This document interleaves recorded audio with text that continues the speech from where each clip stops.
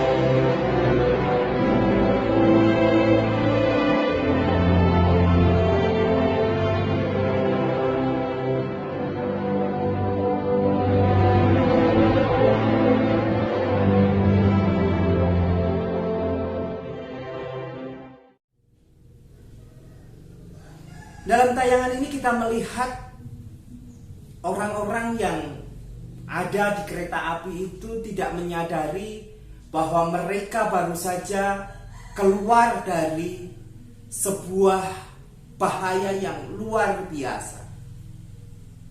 Mereka tetap menjalankan aktivitas mereka di atas kereta api tanpa menyadari akan bahaya yang baru saja mengancam kehidupan mereka. Terasa ironis karena orang-orang ini bisa menjalani kehidupannya tanpa ada sesuatu yang terganggu. Sebenarnya hutang budi kepada seorang bapak yang merelakan memilih anaknya untuk dikorbankan demi menyelamatkan kereta dan orang-orang yang akan lewat di jembatan yang dijaganya. Ada hati seorang bapak yang hancur di tengah kehidupan orang lain yang berjalan seperti biasanya. Bapak Ibu Saudara yang dikasihi Tuhan, cerita ini membawa kita pada perenungan Jumat Agung, bahwa kita beroleh kehidupan dikarenakan pengorbanan Kristus di atas kayu salib.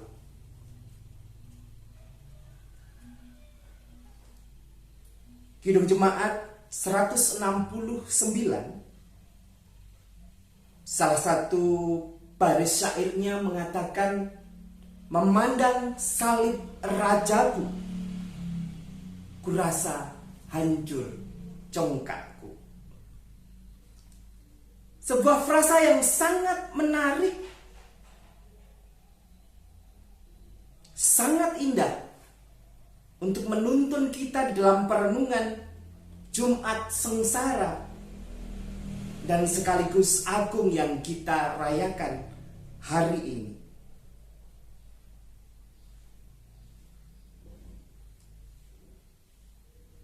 Bahwa saat ini kita merayakan kasih Tuhan yang begitu luar biasa. Tetapi juga kita mengingat akan kengerian yang luar biasa yang harus dijalani Tuhan demi kasih-Nya menebus dosa kita. Salib bukan hanya sekedar kehancuran manusia Yesus, tetapi juga kehancuran hati Bapaknya yang harus merelakan kepunyaannya yang dikasihi untuk menebus dosa kita.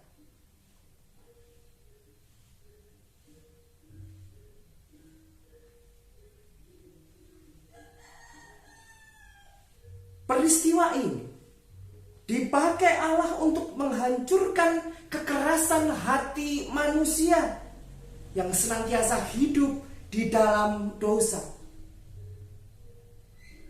Hati Bapa yang hancur, Kristus yang hancur, yang mati di kayu salib,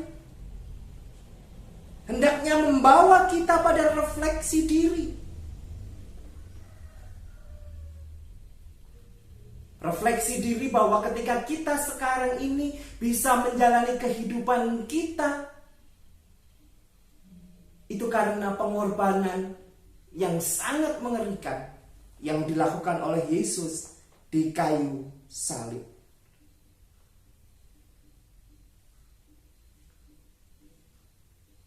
Disebut apa pantasnya orang yang tetap menjalankan kehidupannya dengan segala dosanya, dengan segala keegoisannya, tanpa memperdulikan bahwa hidup mereka sebenarnya berhutang kepada nyawa, kepada sakit yang dirasakan oleh Bapa yang kehilangan anaknya. Terbuat dari apa hati manusia yang tetap berperilaku dosa, tidak menghargai kehidupannya dengan bertobat, ketika menyadari, ketika mengerti, ketika memahami bahwa kehidupannya sebenarnya telah ditebus dengan darah yang mahal melalui pengorbanan Kristus di kayu salib. Ada sebuah film yang sangat diapresiasi dengan sangat baik di tahun yang lalu, judulnya Joker. Film ini memiliki tagline yang sangat terkenal yang berbunyi demikian: orang jahat adalah orang baik yang mendapat perlakuan yang tidak baik, atau orang baik yang disakiti hatinya. Tagline ini ingin menyatakan bahwa orang yang berbuat jahat pada awalnya adalah orang baik, dan orang baik ini akhirnya memutuskan berperilaku jahat karena dalam kehidupannya, dalam pengalamannya sehari-hari, dia selalu diposisikan pada posisi yang tidak mengenakkan, tidak menyenangkan, selalu dipinggirkan, selalu disisihkan, bahkan selalu dikorbankan.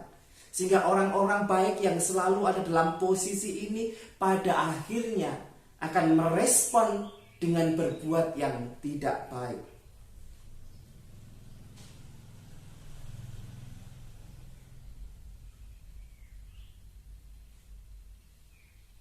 Akibatnya, tidak bisa dipungkiri juga bahwa pengalaman-pengalaman yang tidak baik ini akhirnya membawa pola relasi kekerasan juga ketika dia berelasi dengan orang lain. Kehidupan dipenuhi dengan akar-akar kepahitan.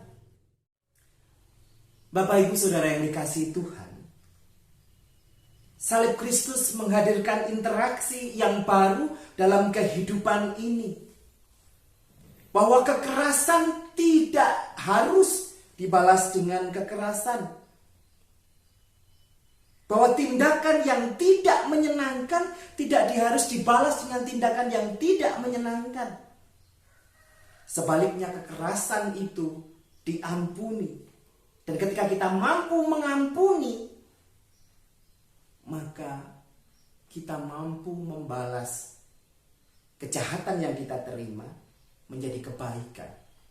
Dan kejahatan, perilaku buruk yang kita terima tidak menjadi kekuatan, tidak menjadi alasan bagi kita untuk tidak menjadi orang baik. Melalui teladan salib, Kristus mengajak kita menyadari bahwa sumber kebaikan, kekuatan untuk melakukan kebaikan, seharusnya tidak bersumber pada perilaku orang lain, tetapi bersumber pada nilai-nilai pribadi. Nilai-nilai pribadi yang sudah menyadari bahwa hidupnya itu ditebus dengan darah yang mahal melalui pengorbanan yang dilakukan Yesus di kayu salib.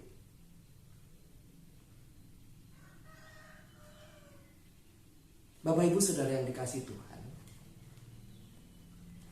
ketika kebaikan kita bersumber dari perilaku orang lain, karena ketika kebaikan kita hanya merupakan reaksi dari perilaku yang kita terima dari orang lain, bisa dibayangkan apa yang akan terjadi melalui peristiwa salib. Bahwa Yesus diperlakukan dengan begitu hina, Tuhan disiksa, diludahi, diberi mahkota duri, bahkan disalibkan, diberi minum anggur masam, dicocok lambungnya, dihina dengan hinaan yang paling hina, hukuman salib, yang menggambarkan bahwa orang yang disalib itu ditolak oleh Tuhan maupun ditolak oleh manusia, ditolak oleh bumi, sehingga ia digantung di tengah-tengah di antara langit dan bumi. Kalau sumber kebaikan itu tergantung perilaku orang lain kepada kita, Apa jadinya? Yesus yang diperlakukan seperti itu. Tetapi Yesus mengajarkan kepada kita dengan sangat indah. Tuhan, ampunilah mereka, karena mereka tidak tahu apa yang mereka perbuat.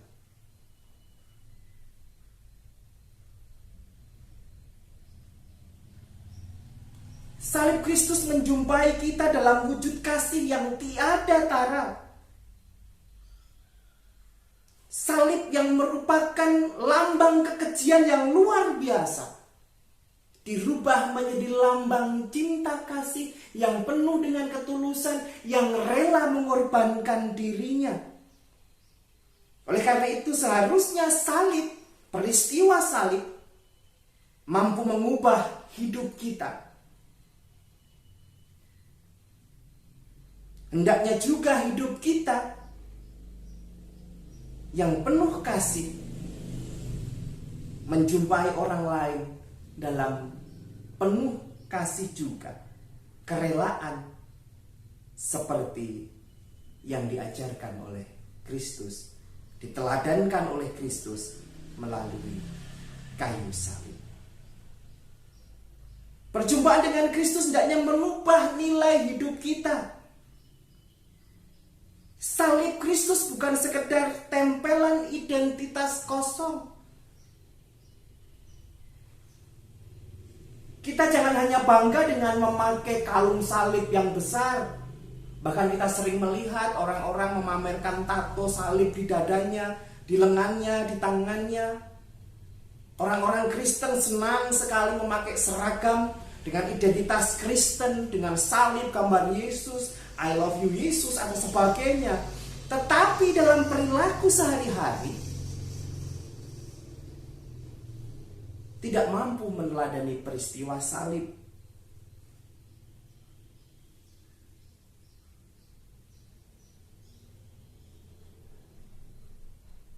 Pengharapan sesungguhnya hilang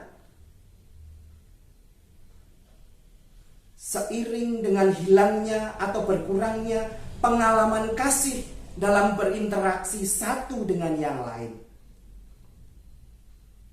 Kasih Kristus di kayu salib adalah kabar baik yang mesti sering digaungkan semakin keras.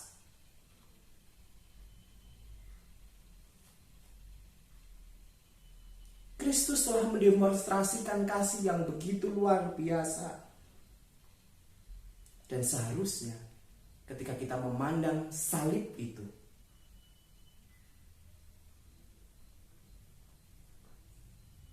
hancurlah segala kecongkaan hidup kita. Harus ada dalam kesadaran bahwa hidup kita, ketika kita bisa hidup, itu karena hutang budi. Oleh karena ditebus oleh darah Kristus. Oleh karena itu dalam hidup kita sehari-hari, mari kita bertobat. Mari kita gunakan hidup kita sesuai dengan kehendak Tuhan. Bertobat dari dosa pelanggaran kita. Di dunia ini sekarang ini dipenuhi orang yang menebarkan benih-benih hidup yang tidak berpengharapan. Begitu banyak orang yang putus asa mengharapkan melakukan hal-hal yang bodoh dan tidak bertanggung jawab. Pengharapan sesungguhnya hilang seiring dengan hilang dan berkurangnya pengalaman kasih yang dirasakan orang-orang dalam interaksi sehari-hari. Ketika orang-orang tidak mau bereaksi, berinteraksi di dalam kasih, maka benih-benih kepahitanlah yang sedang ditumbuhkan. Kalau tadi di film Joker tagline-nya berbunyi, orang jahat adalah orang baik yang disakiti. Dengan menyampaikan ini, saya tidak ingin mengajak Bapak Ibu untuk membenarkan perilaku-perilaku tidak baik kita. Karena sudah sepantasnya orang itu berperilaku seperti itu karena dalam kehidupannya tidak diperlakukan dengan adil. Tapi saya ingin mengajak refleksinya ke arah bahwa mungkin saja perilaku hidup kita yang jauh dari kasih itu membuat orang lain menjadi orang yang tidak baik. Oleh karena itu, ajakan yang ingin saya sampaikan, mari kita senantiasa bereaksi, berelasi satu dengan yang lain itu berdasarkan kasih, sehingga tidak ada orang yang tersakiti hatinya. Dan ketika tidak ada orang yang tersakiti hatinya, maka tidak akan ada lagi alasan bagi manusia untuk menjadi orang jahat. Dan itulah yang dilakukan Kristus. Tidak membalas kejahatan yang dilakukan kepadanya dengan kejahatan, tapi mengampuni.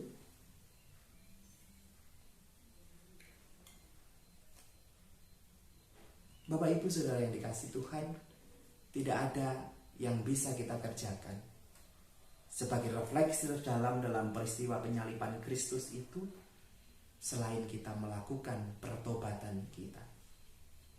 Bertobat dari keegoisan kita, bertobat dari perilaku-perilaku kita yang seolah-olah tidak menghargai penebusan yang dilakukan oleh Tuhan, dengan senantiasa terus hidup dalam keinginan hawa nafsu duniawi kita tanpa memperdulikan orang lain. Bertobatlah, Tuhan mengampuni kita. Dalam sebuah karya seni di Jepang, ada sebuah karya seni yang dinamakan kintsugi. Ini adalah sebuah seni membuat keramik. Keramik dibuat dengan teknik dan cara yang terbaik sehingga akhirnya menjadi sebuah produk keramik yang sangat baik. Dan yang menarik dari istilah seni kintsugi tadi adalah bahwa keramik yang kualitas baik ini dibuat dengan teknik-teknik yang baik itu pada akhirnya dihancurkan, dipecah, dan kemudian dilem kembali dengan menggunakan lem emas, dengan presisi, dengan ketekunan, sehingga kembali terwujud menjadi keramik. Ini adalah sebuah seni, bahwa kesempurnaan itu tidak dilihat tanpa adanya cacat, tapi justru kesempurnaan itu dilihat ketika kecacatan itu diperbaiki. Ini juga menggambarkan bahwa kesempurnaan kita sebagai manusia bukan karena kita tidak punya dosa, tapi justru karena kita menyadari bahwa kita ini berdosa, tetapi mau bangkit, mau bertobat.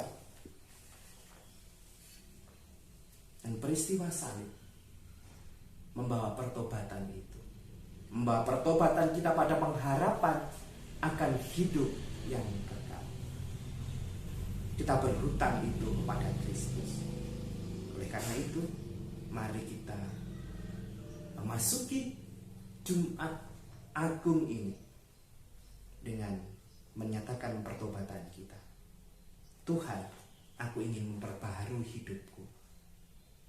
Biarlah kecongkakan, keegoisan jauh daripadaku. Mari bersama-sama kita memujikan Kidung Jemaat nomor 169. Bersama-sama kita pujikan bait yang pertama dan keempat.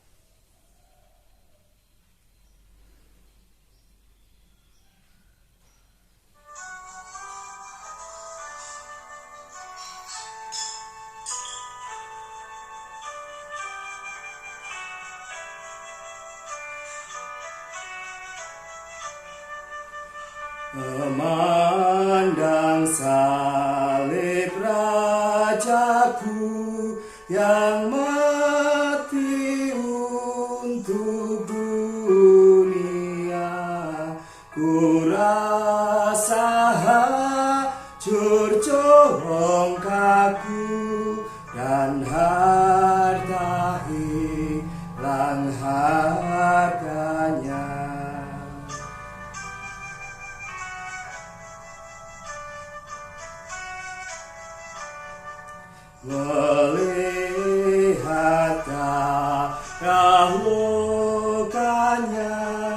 membalut tubuh Tuhanku. Ku mati bagi dunia dan dunia mati bagiku.